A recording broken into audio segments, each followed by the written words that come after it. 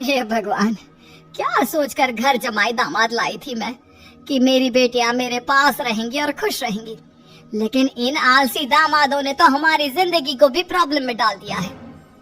मैं तो कहती हूँ मम्मी, हम लोग वापस अपनी जॉब पर जाना शुरू कर देते हैं। बता देते हैं इन लोगों को कि हमने प्रेगनेंसी का बहाना किया है। नहीं नहीं बेटा, ऐसी गलती भी मत करना। अगर तुमने ऐसा किया तो इन तीनों की आदत और खराब हो जाएगी। अरे आज नहीं तो कल कभी तो तुम प्रेग्नेंट होगी, तब वापस यही प्रॉब्लम आएगी। तब क्या करोगी तुम तीनों? हाँ मम्मी, आपकी बात तो बिल्कुल सही है। इन लोगों को तो सुधारना ही पड़ेगा। लेकिन कैसे? अपने बच्चों के आने की खबर सुनकर भी इन लोगों पर कोई असर नहीं हो रहा। पैसे कमाने के लिए घर से बाहर निकलना ही नहीं चाहते ये तीनों। अब मेरे दिमाग में एक प्लान आया है, तो उन तीनों चिंता मत करो। उन तीनों को बुलाओ, फिर मैं बात करती हूँ। थोड़ी देर बाद कावेरी जी अपने तीनों दामादों को सामने बुलाकर अपनी बात कहना शुरू करती हैं। अविनाश, सुमित और विवेक, देखो बेटा, मैं ना तुम तीनों से बड़ा प्यार करती हूँ, इसीलिए तो तुम्हें घर जमाई बना कर रखा है मैंने। अरे मम्मी जी, सीधे सीधे कहिए ना, क्या बात है? प्यार तो हम भी आपको बहुत करते हैं। अरे मम्मी जी, आपकी इज्जत भी बहुत करते हैं। अरे भाई, आपकी जैसी सास और कमाने वाली बीवी सबको मिलती है क्या? हाँ मम्मी, विवेक और सुमित ठीक कह रहे हैं। आपकी बेटी से शादी करके मेरी तो जिंदगी ही अच्छी हो गई है। जानती हूँ मैं, और ये भी जानती हूँ कि तुम तीनों अपनी अपनी बीवियों से बहुत प्यार करते हो। बेटा, बात ऐसी है कि हमारे कुल गुरु ने कहा है कि प्रेग्नेंट होने के बाद मेरी तीनों बेटियां शुरू के 4 महीने हमारे गांव में जाकर रहेगी, जहां मेरे चाचा जी रहते हैं। अरे लेकिन क्यों मम्मी, गांव में जाकर रहने की क्या जरूरत है इन तीनों को? वो क्या है ना बेटा, हमारे परिवार को एक श्राप है। अगर मेरी बेटियों ने यहाँ पर बच्चा पैदा करने की कोशिश की तो उनके बच्चों को कुछ भी हो सकता है। इसलिए अब से लेकर 4 महीने पूरे होने तक इन्हें गांव वाले घर में रहना पड़ेगा। हाँ, तो इसमें प्रॉब्लम क्या है मम्मी जी? हम भी वहाँ जाकर रहेंगे, पिकनिक मनाएंगे। अरे भाई, बीवी जहाँ हम भी वहाँ। हाँ यार, आइडिया तो बहुत अच्छा है। शहर की जिंदगी में रह रहकर परेशान हो चुके हैं, अब कुछ दिन गांव में बिताएंगे। तुम लोग समझने की कोशिश क्यों नहीं करते? तुम में से कोई भी वहां नहीं जा सकता, और मैं यहाँ रहूंगी ना तुम तीनों के साथ। 4 महीने की तो बात है, उसके बाद ये तीनों ही लौट कर आ जाएंगी। ठीक है मम्मी जी, अब हमारे बच्चों का सवाल है तो ये तो करना ही पड़ेगा। कावेरी अपनी तीनों बेटियों को कुछ दिन के लिए घर से बाहर कहीं दूसरे शहर में रहने के लिए भेज देती है। कुछ दिनों के बाद, अरे मम्मी जी, बहुत दिन से पिज्जा नहीं खाया, मंगवाइए ना। क्या बताऊं बेटा, पहले तो बेटियां खर्चा दे देती थी क्योंकि उनकी नौकरी थी, लेकिन अब तो मेरे पास पैसे ही नहीं बचे। थोड़े बहुत पैसे हैं जो बच्चों की डिलीवरी में काम आएंगे। लेकिन मम्मी जी, आपकी बेटियों को वापस आने में तो अभी बहुत वक्त बाकी है। वही सोच सोच कर परेशान हो रही हूँ। सोच रही हूँ कल से दूध भी बंद करवा देती हूँ। अब दूध वाले को देने के लिए पैसे भी तो नहीं है ना।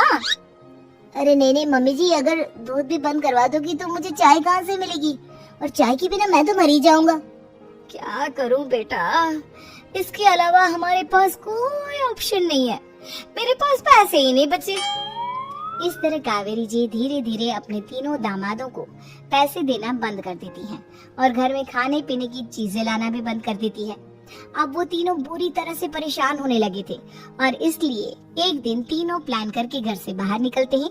और बाजार में जाने के बाद, यार अच्छा खाना खाए हुए कितने दिन हो गए, पता नहीं कब अच्छा खाना मिलेगा। हमारी बीवियों के जाने के बाद तो हमारी हालत भिखारियों जैसी हो गई है यार। कुछ भी हो, मुझे तो आज पिज्जा खाना ही खाना है। जेब में 1 रुपया नहीं है और पिज्जा खाएगा, कहाँ से आएंगे पैसे? अरे देख, वहाँ सामने बोर्ड पर क्या लिखा हुआ है, कंप्यूटर पर काम करने के लिए एक आदमी की आवश्यकता है। भाई मैं तो जा रहा हूँ, काम करूँगा और शाम तक पैसे लाकर आराम से पिज्जा खाऊंगा। जा जा, तुझे कोई काम नहीं देने वाला, हम तो घर जा रहे हैं। चल भाई सुमित और अविनाश वहाँ से चले जाते हैं, और विवेक उस कंप्यूटर शॉप पर सारा दिन काम करके 5000 रुपए कमा कर घर लौट कर आता है और अपने खाने के लिए अच्छी अच्छी चीजें भी लेकर आता है। ये देखकर विवेक और सुमित के दिल में भी कुछ पैसे कमाने की इच्छा जागती है। अरे सुबह सुबह कहाँ चल दिए तुम? मम्मी जी एक बहुत अच्छी जगह मिली है, कंप्यूटर पर काम करने के 5,000 मिले थे कल मुझे। अगर रोज काम करूंगा तो पूरे 40,000 की तनख्वाह। अरे वाह, ये तो बहुत अच्छी बात है दामाद जी, आपको जाना ही चाहिए। सुमित और अविनाश विवेक को इस तरह तरक्की करते देखकर परेशान हो जाते हैं और वो दोनों भी काम की तलाश में निकल पड़ते हैं। धीरे धीरे उन दोनों को भी काम मिल जाता है। अब कावेरी के तीनों दामाद छोटी मोटी नौकरी करके अच्छा पैसा कमाने लगे थे। एक दिन कावेरी उन्हें अपने पास बुलाती है। अरे वाह, विवेक 40,000 कमा लेता है, अविनाश 60,000 और सुमित तुम भी 40,000 के आसपास कमा ही लेते हो। कुल मिलाकर तुम अच्छे खासे पैसे कमा रहे हो बेटा। हाँ मम्मी जी, बहुत मजा आता है जब महीने के एंड में मोटी रकम हाथ में आती है। पूछिए मत मम्मी जी, घर में रहकर रोटी बना बना कर और तो जैसा महसूस होने लगा था मुझे तो। हाँ बेटा, तुम तीनों की बात तो बिल्कुल ठीक है। और जानते हो, अब तुम तीनों की पत्नियां भी वापस लौट कर आने वाली है। लेकिन मम्मी जी, अभी तो उन्हें गए सिर्फ 2 महीने हुए हैं। आपने तो कहा था वो 4 महीने के बाद लौट कर आएंगी। ऐसा कुछ नहीं है बेटा, मैं सिर्फ तुम तीनों को सबक सिखाना चाहती थी कि आदमी घर में बैठकर बीवी की कमाई खाता हुआ अच्छा नहीं लगता। इस दुनिया में हर इंसान को मेहनत करनी चाहिए, काम करना चाहिए, चाहे वो औरत हो या आदमी, ताकि अपने परिवार को संभाल सके। कावेरी की बात सुनकर उन तीनों को अपनी गलती का एहसास होता है और कावेरी उन्हें सच बता देती है कि ईशा, सुहाना और मोहिनी शहर में ही कहीं दूसरी जगह रह रहे थे। शाम के वक्त उन तीनों की पत्नियां लौट कर आ जाती है और कावेरी जी का परिवार एक खुशहाल परिवार की तरह रहने लगता है।